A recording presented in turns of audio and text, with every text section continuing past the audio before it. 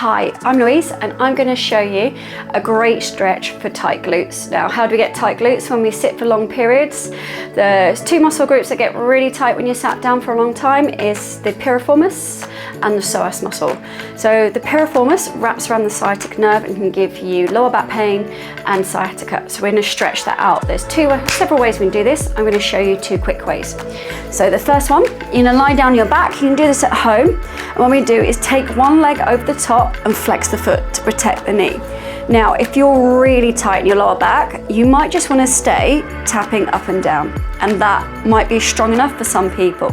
However, if you want to increase the stretch, we can take it up, either hold the back of the thigh, or if you want it stronger, all the way through. Head down and just relax and melt into this. So you might want to hold it for 5 to 10 seconds, or if you wish to, you can hold it a little bit longer. Everyone's different when they're stretching, but keep your head down and shoulders relaxed. So this is one way to do it. And another way is sat at your desk, and I encourage you to do this every 45 minutes. So I'm going to grab my chair, and we sit down. We do the same thing. So you flex the foot, lengthen your spine here, draw the belly in, and tip forward. You take a little push down of the knee, and again you should start to feel it into the glute. If you want to increase it, again you can inhale, lengthen the spine, exhale and come down a little bit further. So it's completely up to you which one you do. So you might want to hold, or you might want to relax into it. But try and do this if you're sat down for long periods of the day. Every 45 minutes, get up, move around so your body doesn't seize up and get tight. Hi, I'm Louise, and I'm going to show you a great way to stretch your lower back out, okay? So when we sat for long periods, the psoas muscle, okay, it's spelled P-S-O-A-S, and it is your troublemaker for your lower back, and it likes to get tight while we sat down or in a static held position. So let's stretch it out. So all you need to do, lie down, take your arms wide, and again, you want to ground your shoulders. Now there's several options. So option one is toes down and then rock side to side, but keep the shoulders grounded. Or if you want it a little bit stronger, you can take it up and rock side to side here. But keep the shoulders down. They're gonna wanna try and come off, but we need to keep them down. And then if you still want more, we can take a hold and extend the top leg. Now you can take the hand close to the leg and take a gentle pull down as you push the hip away, so away towards the toes on the ground, and push that hip and feel how that stretches into lower back more. So I'm just going to show you from another angle.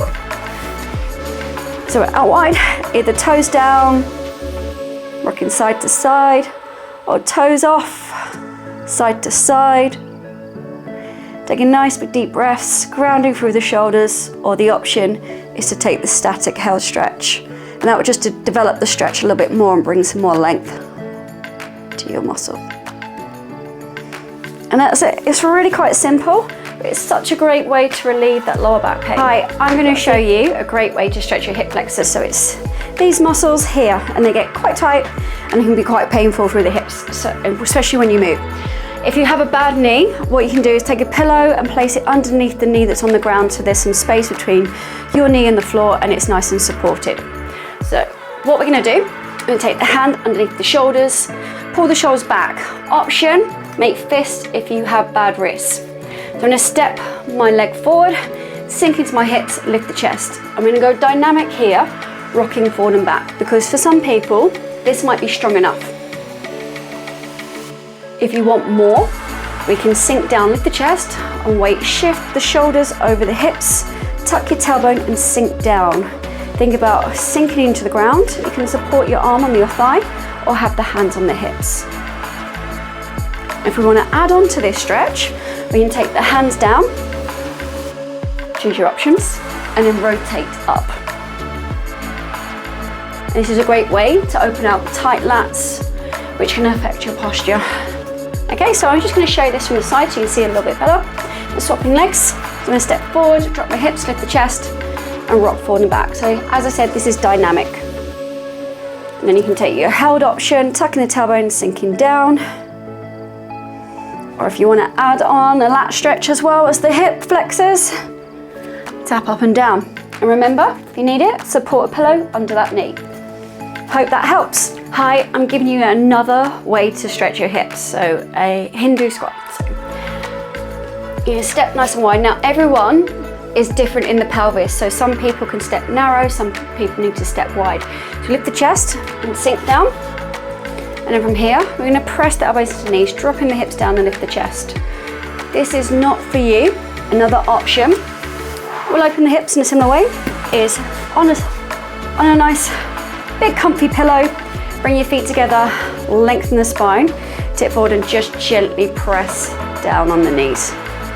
And that's gonna open through the inside of the hips here. So either one of those is a perfect way to open up those hips. I'm going to show you a great way to stretch your upper back and your chest. When we're sat down for long periods, sometimes with bad posture, when we're looking at screens, we can get a lot of tightness through the chest and a lot of upper back pain. So I'm going to help alleviate some of that. So what we need to do is called a cat and cow. So you have your hands underneath your shoulders, your knees underneath the hips, and the knees hip width apart. You're going to exhale, arch your back, tuck your chin and pull your spine towards the ceiling like an angry cat. That's where the name comes from. And then we inhale, pull the chest through, and then move your tailbone towards the ceiling. So again, tuck the tailbone under, pull the spine up to the sky, and then we inhale, pull the chest through, putting the shoulders down the back of your ribs. And you're gonna wanna do that around 8 times. If you're very, very tight, you might wanna do a few more until it starts to feel good. Now, the way to do this seated, there's another option. So when you're sat at your desk, every 45 minutes, try and get this stretch in. So we're gonna sit down, I'm gonna turn to the side so you can see this one. So what I'm gonna do is, I'm gonna ground my hips under the seat, grow a nice tall spine, link my hands. Exhale, arch your back, putting it backwards and pulling the hands away. Then to open out the chest, bring the hands to the bottom rib, lift the chest, and then pull the elbows back. Take a big breath in. And we repeat that sequence again. So we exhale, rounding the spine, same as on the floor, an angry cat. And then we inhale, pull the elbows back, lift the chest. Do you want to feel like you're popping your chest up? And then drawing those elbows back, squeezing the back and opening the front. And again, try and do that around 6 to 8 times and do it every 45 minutes that you're sat down, and hopefully your back will feel great.